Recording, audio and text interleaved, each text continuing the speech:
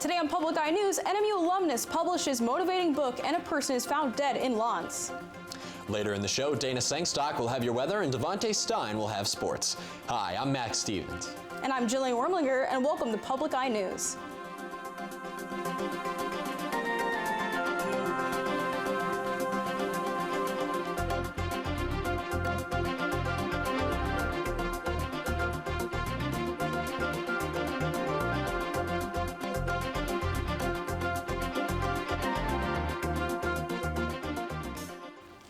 NMU alumnus Mylan Murphy posted a photo to Facebook 6 years ago with the caption, "It only takes one." It propelled him to personal and professional success in the face of challenges since he was a teenager. Now it is also the title of his first self-published children's book, which even features an illustration of Murphy in a Wildcat basketball jersey. Murphy states, quote, "I had already been doing motivational speaking for several years, and this book gives me another outlet for reaching people outside of speaking," end quote. One of his biggest challenges was at the age of 13 when his parents were divorced. He started his own clothing line in 8th grade to help support his mom financially. Mylan continues to motivate others through speaking engagements at schools near his hometown in Akron, Ohio. And the Marquette Board of Light and Power has reduced the environmental impact of its operations by using its natural gas plant. Since changing over from the Shiras steam plant to the Marquette Energy Center, they've reduced more than 90% of sulfur oxide, nitrogen oxide, and carbon monoxide emissions.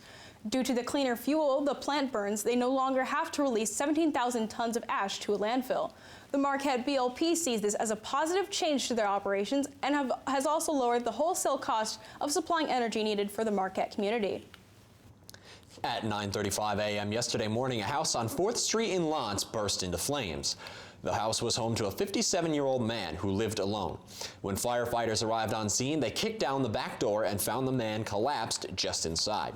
The firemen had no trouble dealing with the flames, but life-saving efforts on the man were unsuccessful, and he was pronounced dead upon arriving with paramedics at Baraga County Memorial Hospital. The cause of the fire is still unknown, but according to Lawrence Fire Chief Mike Bianco, the fire marshal is still investigating the scene. And Michigan's legal system has taken a turn for the worse in recent years, which has prompted a legal watchdog group that disbanded in 2013 to return to action. Michigan's new ranking can be found in the 2019 Lawsuit Climate Survey performed by the Harris Poll and the U.S. Chamber Institute for Legal Reform, the nation's most comprehensive poll of how lawyers and senior attorneys at the largest companies in the nation view the lawsuit climate in Michigan. In the 2019 edition of the Lawsuit Climate Survey, Michigan dropped down to 33rd in the nation, having been previously ranked as high as 24th. As a result, Michigan Lawsuit Abuse Watch has returned to action, led by President Bob Dorigo Jones. For the first time in 4 years, life expectancy in the U.S. is up. The increase is small by just a month, but marks at least a temporary halt to a downward trend. The rise is due to lower death rates for cancer and drug overdoses. According to the Centers for Disease Control and Prevention, on average, an infant born that year is expected to live about 78 years and 8 months. For males, it's about 76 years and 2 months, and for females, 81 years and 1 month. Suicides continued to increase in 2018, so did deaths from the flu and pneumonia. However, declines in some other causes of death, most notably cancer and drug overdoses, were enough to overcome both cases. And a 25-story West Los Angeles apartment complex caught fire unexpectedly Wednesday morning. Flames spread throughout the 7th floor of the building as no sprinklers helped to control the blaze. The complex, which caught fire 7 years ago, had no sprinklers installed. This led to firefighters having to rescue people from the rooftop and an unstable ledge Wednesday morning. One man had to be given CPR by firefighters and was sent to the hospital in rough condition. 11 people were treated for smoke inhalation, one of which was a 3-month-old baby. 7 other patrons were sent to the hospital along with 2 firefighters for minor injuries caused by the fire. And stay tuned. After this break, we'll be back with your national and international news.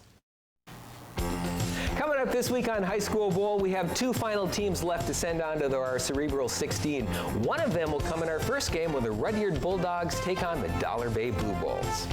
Hi, I'm Jankowski, and then the second comes from our second game when the Brimley Bays go up against our defending champion Houghton Gremlins. That's coming up this week on High School Bowl. Saturday night at 8 and Monday afternoon at 3 on WNMU TV. And welcome back. Terror attacks in Pakistan have plummeted by over 85% across the last decade, but this is dangerously close to being overshadowed by growing international concern that the country's efforts to curb terror funding are not enough. The Pakistani tally found that terror attacks in the nation have dropped from nearly 2,000 in 2009 to less than 250 in 2019. However, the Financial Action Task Force, a Paris-based international watchdog, said back in October that the country is not doing enough to stop terror financing, and now Pakistan is at risk of being downgraded to black status, which would put them alongside Iran and North Korea and could seriously threaten Pakistan's economy. Pakistan could be blacklisted, which would result in every financial transaction being closely scrutinized, and Pakistan officials say they are working hard to meet the FATF's demands before their meeting next month. And disturbing new allegations are being made against R. Kelly from his ex-girlfriend. Azriel Clary defended him last year in a CBS This Morning interview with Gayle King, but as Johnny Fernandez shows us, now she's changing her story. One of R. Kelly's ex-girlfriends, Azriel Clary, says their time together was full of sexual, emotional, and physical abuse. He beat me all over, which felt like hours, and I was whelped all the way from my neck down. Last March, Clary and another one of R. Kelly's girlfriends, Joycelyn Savage, defended him in an interview on CBS This Morning. What is your relationship, both of you, with R. Kelly? We're with him. That's our relationship. We're with him. Now, in an exclusive interview with The Sun, Clary says Kelly tried to control every aspect of her life. You would have to ask him if you could go to the restroom. You couldn't make calls without him knowing. The 22-year-old says Kelly brainwashed her and forced her to perform degrading sex acts. She says she's one of many victims. I think a lot of women are ashamed or embarrassed to come out because of stuff like that, because it'll be incriminating them. Clary admitted to The Sun she, quote, lied on Gayle King. I'm not surprised that she has changed her story. At the time, she was 21. I think now she's 22. Because we asked her all of those things, which she denied and said it wasn't happened. She hadn't been brainwashed. She wasn't forced to do anything, but I still keep thinking she's a young woman. I don't think she fully grasped how damaging this whole situation is. R. Kelly remains jailed while awaiting trial on federal and state sex crime charges. His lawyer tells CBS News that Clary's allegations are not true. Johnny Fernandez, CBS News, New York. Police in New Delhi detained a man for allegedly firing a pistol near a university on Thursday. A gun was fired into a group of students who were protesting a new citizenship law that excludes Muslims. The man challenged protesters as they marched from the university to the mausoleum of Mohandas Gandhi on the anniversary of his death. The police tried to overpower the man, which is when the shooting occurred, injuring one student in the hand. The shooter's name has not been released. However, when police had taken him in custody, he told reporters his name was Ram Bhakt Gopal. Ram Bhakt means a devotee of Rama, the Hindu god. And the World Health Organization is meeting today to decide whether the novel coronavirus outbreak should be deemed a global emergency. There are now more than 7,800 cases of the viral infection worldwide. The vast majority of them are in China, which also has reported 170 deaths. Michael George has the latest from New York. Concern over the coronavirus swept through the Costa Smeralda cruise ship off the coast of Italy Thursday. Thousands of passengers aboard, including 114 Americans, were not allowed to leave after a female passenger from China came down with flu-like symptoms. Initial tests appeared to be negative for the virus, but it could take 48 hours to get definitive results.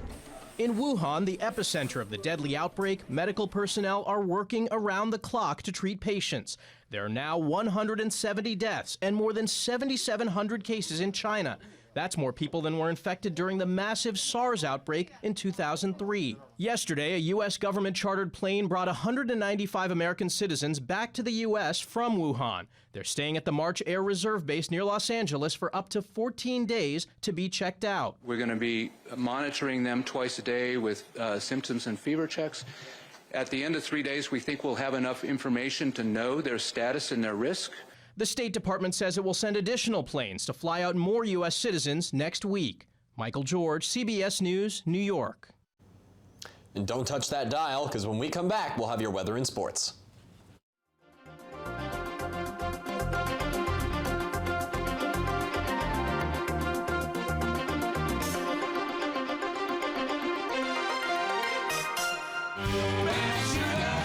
The Rolling Stones.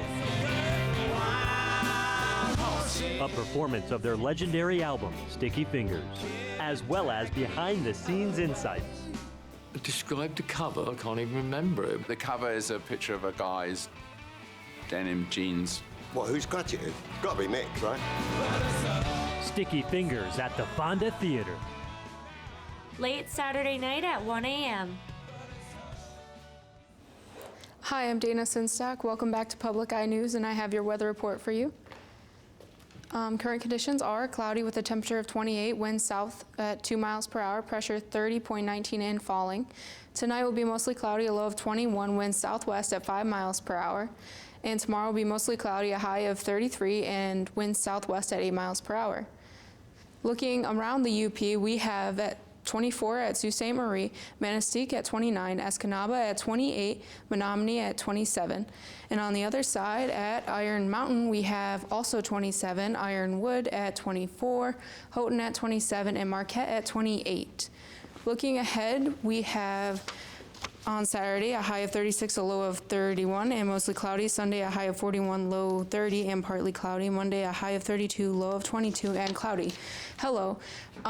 So it's cloudy out there in the weather world. How about for sports? We're looking pretty sharp over here, thank you. Checking out some NBA action from last night, the Trailblazers took down the visiting Rockets 135-112. Damian Lillard recorded his first career triple-double, scoring 36 points, grabbing 10 boards, and dishing out 11 assists. The Grizzlies sailed past the Knicks 127-106, but tempers flared in the late fourth quarter of this one as despite being up 20, Jay Crowder stole the ball late from an inbounds pass and jacked up a three, only to be met by a forceful two-hand shove from Elfrid Payton that sent him flying into the seating area. Benches from both teams cleared as refs and coaches both had to separate players. The NBA has yet to hand out suspensions or fines for the altercation. The San Antonio Spurs edged past the Utah Jazz 127-120. Donovan Mitchell had 31 points alongside Rudy Gobert's 17 points and 19 boards in the loss for the Jazz. Records were being set last night in NHL action as Alex Ovechkin scored his 693rd career goal, passing Detroit Red Wings legend Steve Yzerman for 9th on the all-time list. Before this happened, Ovechkin, during warm-ups, honored NBA legend Kobe Bryant's death by wearing a number 24 jersey out for warm-ups instead of his usual number 8, both worn by Kobe during his career. One more goal in his next game will tie him in the 8th spot with 694 career goals. Ovechkin's goal came in the first period as the Predators goaltender misplayed and fumbled the puck, landing straight into Ovi's lap as he sent it into the back of the net. This goal marks Ovechkin's 35th of the season, making it his 12th time in his career that he has notched at least 35 goals, which is 4th in NHL history.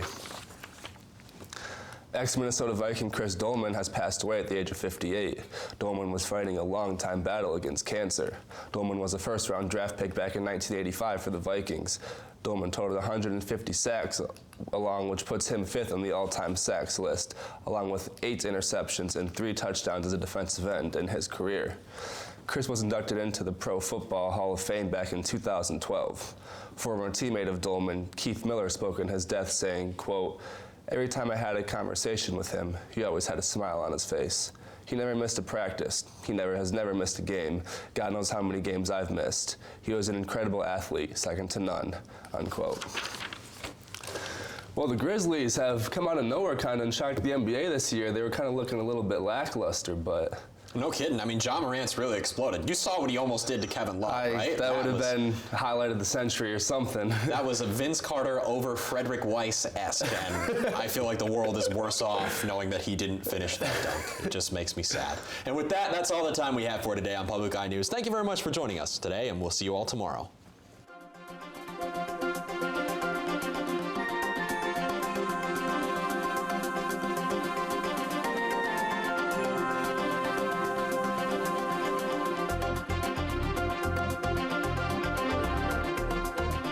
The preceding program was produced by WNMU-TV, Northern Michigan University Public Television, in studios located in Elizabeth and Edgar Hardin Hall.